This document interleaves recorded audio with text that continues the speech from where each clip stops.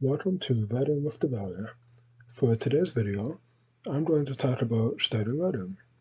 This is both starting writing for the first time or getting past the thing stopping you from doing it in the first place. Since this is the first video of this series, I'll be starting at the beginning by talking about the earliest part of the writing process, though I'll also try and make it useful to experienced writers looking to understand what they do better than before.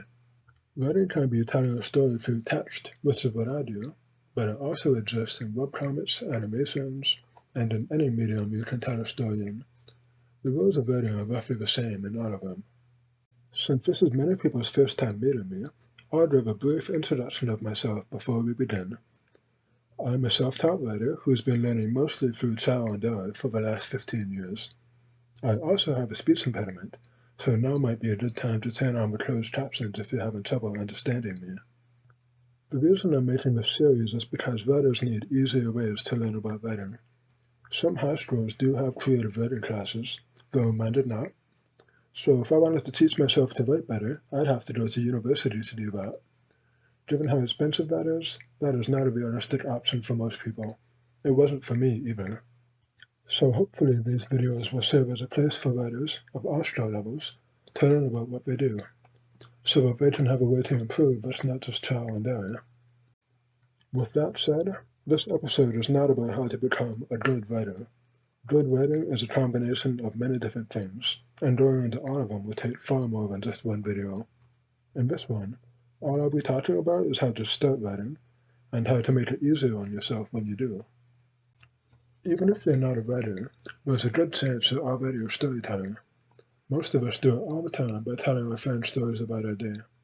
We tell stories to ourselves when we imagine what we'd do if we won the lottery, or maybe if we had superpowers. We do it when we imagine how the world could be a better place. Maybe what we would do if we turned around and saw the zombies who started eating people. That's why I think anyone can be a writer if they want. It's already something we do naturally. If you want to write, the only thing you need is to have a story to tell and to tell it. Will it be imperfect and full of mistakes? Absolutely.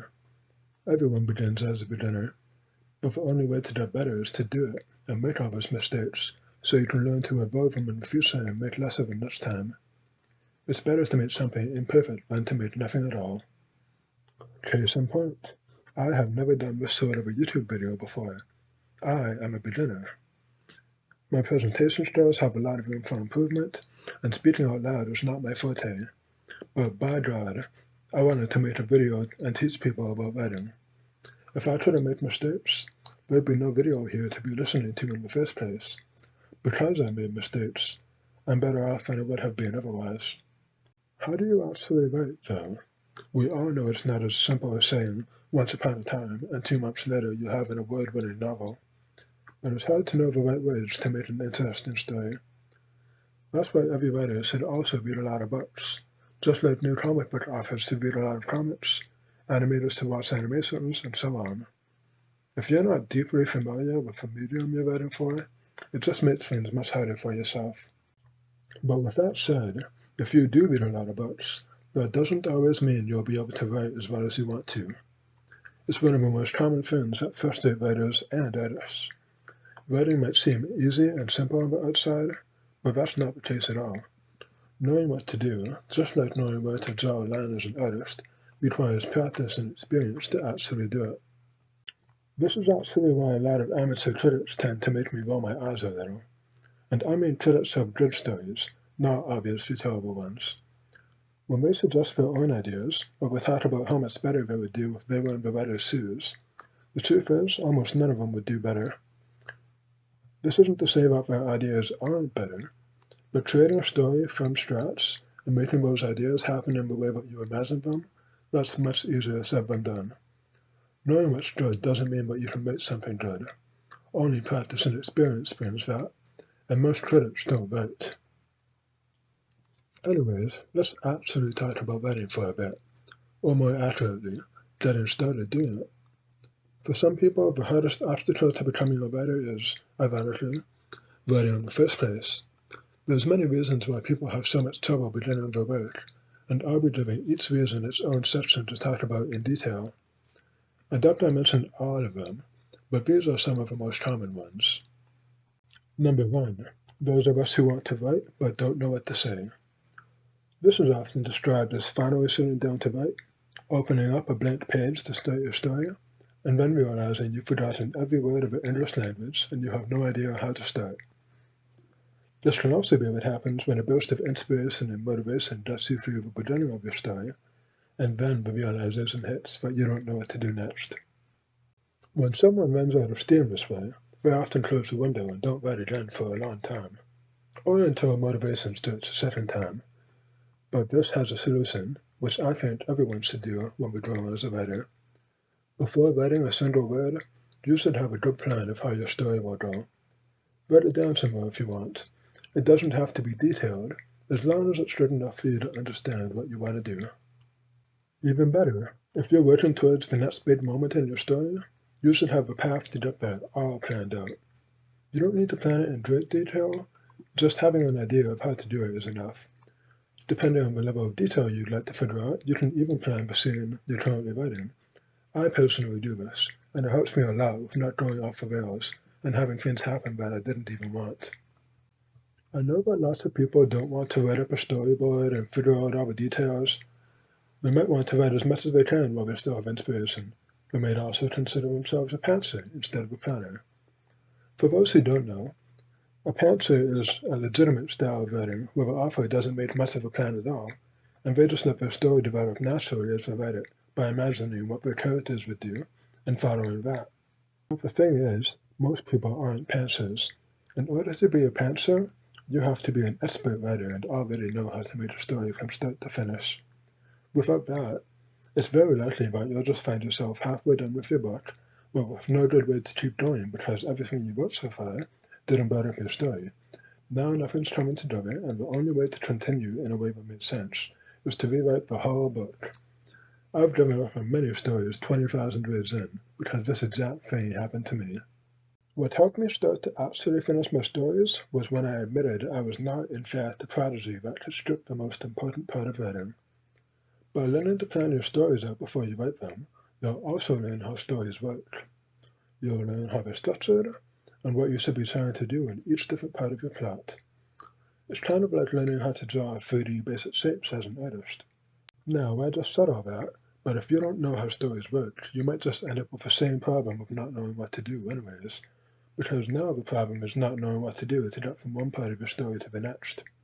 Most writers have exciting ideas for what happens in the beginning, middle, and end, but most also don't know what will happen between those moments or how they'll get there. Most of them just think that they'll figure it out along the way. How stories go from start to finish is a topic that requires a whole episode of its own, but I'll briefly go over it here. All stories have 5 main parts. At the beginning, you have the way things used to be, where your character's life is normal but they want something more. Soon after, sometimes immediately after, part 2 is when a strange event happens which changes the way things are, so that your characters can't live life the way they're used to anymore. This forces them to begin something new, and the story begins for real. Some might think the climax of a story is the next main point, but that's not it. Part 3 is when the characters face a major setback or even fail to get what they want. They have to struggle, or else it won't mean anything when they finally succeed. Part number 4 is the climax, or the final confrontation against the story's villain. The villain doesn't have to be the person, by the way. Villains can be anything, from being concepts to even being the character against themselves. Finally, stories end in part 5, where you show how the world has changed for your characters, now that the story has happened. There's more to building a story than this, but this is a general guide for how most stories work. Once you get a feel for how and why authors do what they do, it will become much easier to know how to build a story from point A to point B. Number 2. Wanting to write but having no ideas. A big part of telling a story is showing people something they've never seen before, but our brains aren't made to create something out of nothing. All writers, and I mean all writers, take bits and pieces from other things, from their life experiences and especially from other stories, and they mix it together in such a way that it creates something new. In short, if you have nothing in your head to take inspiration from, you won't be able to write.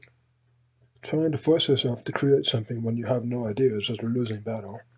Instead, it will help a lot to step back and simply enjoy things for a bit. Read some good books, talk to your friends about your ideas, think about things from your own life that you'd like to write about. It doesn't have to be something that changes the whole world. It just has to be something that you'd enjoy writing about. Let me make a side note to emphasize being something that you enjoy writing. Don't write what others want you to write. Don't worry about what others will think about your story, or if it's not original enough. As exciting as it is to write for an audience, it isn't enough to keep you going when things get tough, and things will get tough. The only way to write in a way that matters enough to keep you going is to write for yourself. Obstacle number 3. Wanting to begin, but not wanting to be a beginner. This topic might seem a bit silly, but this is something which artists across every different medium struggles with. It can be very frustrating to know what's good and bad, but not yet having the skill level to meet your own standards. Like I mentioned earlier, no matter how much you study, no matter how much you understand what makes a good story, it takes a lot of practice before you can actually do it yourself. Writing is a learned skill, just like everything else. The way to beat this mental barrier is also easier said than done, but writing a story is not about being good at it. Writing is about expressing yourself and turning something from an idea to something that feels real. When you write a story, you're making an entire world that didn't exist come alive in someone's mind. While they're there, you can make anything feel real. This feeling is so strong that readers often feel like they've lost something when they finish a good book, because the characters that we got to know during that time no longer exist once the story ends. However, all of this also feels real to the writer as they're doing it. I'd even go as far as to say that writing a story is more fun for the writer than it is for the reader. Although it takes a lot of skill to make readers feel an emotional connection to your writing, this is not the case for you as the writer. As a writer, you get to enjoy the kind of story you always wish someone would make but they never did. You get to decide everything that happens, and unlike anyone who reads it, you know exactly what everything actually looks like. To write as a beginner, to be okay with being imperfect, is to find a way to enjoy the process. If you can't write well enough to feel like others would enjoy your stories, write for yourself instead. This should already be your priority, but it's even more important here and now. With that said, try not to underestimate yourself. I've read a lot of stories made by beginners that I enjoyed a lot. You don't have to be an expert to make a good story. You just have to have something cool to show people. If you make something and enjoy the process, readers will be able to tell, and it will help them enjoy it too. Topic number 4. Wanting to write but putting it off forever. Also known as procrastination. Out of everything I talked about here, this is something that I'm sure every single one of us deals with regularly. Even people who we think don't have a problem with procrastination have to deal with it every day. Although it might feel like the most difficult thing to overcome, and sometimes it is, this also has the most simple solution. To beat procrastination, you just have to sit down and write. Yes, it's easier said than done, but it's also really that simple. Writing is hard. Just like doing a chore or working out, it isn't pleasant to put in the effort to do it. It's also because when you start writing for the day, you're still in reality, so to speak. The fun part about writing, which we like to daydream about, isn't there yet.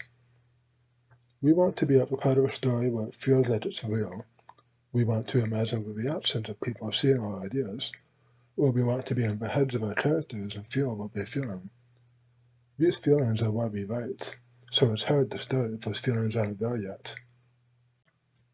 This is what it means when I say you just have to do it. These feelings all come after you start writing, not before. Before, it's unappealing, and it feels like it sucks, especially when it's competing against the internet, which brings all sorts of instant gratification. But after you start, it's more meaningful than any time spent on social media. If you can get through the difficult part of writing the first few words, then you'll have beaten procrastination, simple as that. Making any progress is a win compared to doing nothing at all. The annoying part, though, is that the battle doesn't end there. The urge to procrastinate will be there tomorrow too, and the next day. You have to beat it every time. I could go into a lot more detail about learning to be productive, but I won't do that here, mostly because it doesn't matter what I say. There's a lot of places to find people talking about where to find inspiration or how to develop a good work ethic, but each of those videos and articles do roughly the same thing. They can only show you the door. And although they're good at giving you a temporary feeling of motivation, that doesn't last very long because motivation can only come from one person. It has to come from you. You have to be the one to walk through the door and push through procrastination and do the hard work. There's no other way to beat it. This video had a lot of words to say one thing.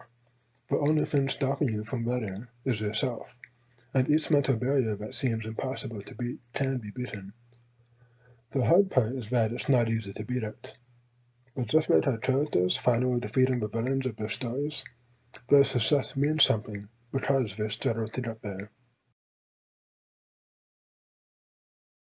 Starting may be the most important part of writing, but it's also just the beginning.